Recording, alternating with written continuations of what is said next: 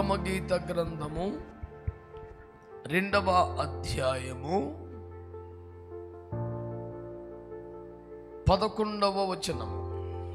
నా ప్రియురాల సుందరవతి, లెమ్ము రమ్ము, చలికాలము గడిచిపోయెను, వర్షాకాలము తీరిపోయెను, వర్షమిక రాదు. ప్రభుని ప్రేమ పట్ల నాకున్నటువంటి అచంచల గౌరవం ఏంటంటే, లెమ్ము అంటున్నాడంటే కూలబడిందనేగా, రమ్ము అంటున్నాడంటే దగ్గరలో లేదనేగా. కూలబడిన తర్వాత కూడా, దూరం అయిపోయిన తర్వాత కూడా ఆయన ఓయి నిద్రపోతానో పనికి మళ్ళిందానో అనొచ్చు, కానీ ప్రియురాలా అనే పిలుస్తున్నాడు. నీ స్థితి మారిపోయింది, నీ భక్తి తగ్గిపోయింది, నీ ప్రార్థన తగ్గిపోయింది, నీ సిద్ధపాటు తగ్గిపోయింది, రాకడ ఆరాటం తగ్గిపోయింది, కానీ నీ మీద యేసయ్య ప్రేమ తగ్గిపోలేదు, కృప తగ్గిపోలేదు. అదే వాత్సల్యం, అదే కరుణ, అదే చాపిన హస్తాలు ఈ సభల మొదటి రాత్రి పిలుస్తున్నాయి. మొదటి సమర్పణలోకి రాగలిగితే, మొదటి వైరాగ్యంలోకి రాగలిగితే, మొదటి ప్రేమలోనికి రాగలిగితే, ప్రియుని ఎదుర్కోవాలనే ఏకైక ఆశ మంటలోనికి నువ్వు రాగలిగితే, ఈ సభలలో నిన్ను కడిగి, నిన్ను శుద్ధీకరించి, నిన్ను అలంకరించి, నిన్ను బలపరిచి, నిన్ను సిద్ధపరిచి మహిమ మేఘం ఎక్కించుటకు నా దేవుడు సిద్ధముగా ఉన్నాడు. నాన్ స్టాప్ గా స్తోత్రాలు చెప్తూ చప్పట్లు కొట్టండి, గట్టిగా నోటితో స్తుతిస్తూ చప్పట్లు కొట్టు. ఆత్మతో నింపబడు, అభిషేకమును పొందు. నిన్ను సిద్ధపరచు గడియ, నిన్ను బలపరచు గడియ, నిన్ను ఆయుత్తపరచు గడియ, నిన్ను అభిషేకించు గడియ.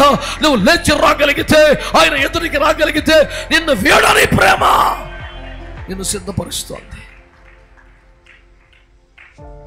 నేను పెండ్లి కుమార్తెగా ఉండవలసిన వ్యక్తిని, కనీసం పెండ్లి విందులో ఉన్నా చాలు అని నువ్వు సరిపెట్టుకో అక్కర్లా. నిన్ను పెండ్లి కుమార్తెగానే చేసే దేవుడు ఉన్నాడు. నమ్మితే గట్టిగా ఆమేనండి. ఒరే బాబో, విధవరాల్ని పెండ్లి కుమార్తెగా మార్చిన దేవుడురా మన యేసయ్య. ఎక్కడ మోయాబీరాలు, ఎక్కడ విధవరాలు రూతమ్మ, పరిగేరు గుడ్డేసాలనుకునే దేని స్థితి ఎక్కడ?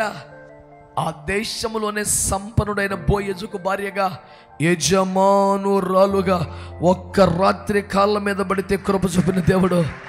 ఇన్నేండ్లుగా సన్నిధిలో ఉన్నావు, ఇన్నేండ్లుగా సంఘములో ఉన్నావు, ఇన్నేండ్లుగా రాకడ కొరకు ఎదురు చూస్తున్నావు, ఇన్నేండ్లుగా రాకడలో ఎత్తబడే సంఘం ఉండాలని కోరుకుంటున్నావు. నిన్నెట్లా మర్చిపోతాడు, నిన్నెట్లా విడిచిపెడతాడు? కాకపోతే నీ విషయమై బాధపడ్డ మాట నిజమే, నిరాశపడ్డ మాట నిజమే. నువ్వు ఎదుర్కొంటావని ఆశించాడు, ఎదురొస్తావని ఆశించాడు, స్వాగతిస్తావని ఆశించాడు. నువ్వు అక్కడ లేవు, నువ్వు ప్రార్థనలో లేవు, నువ్వు మెలకుగా లేవు.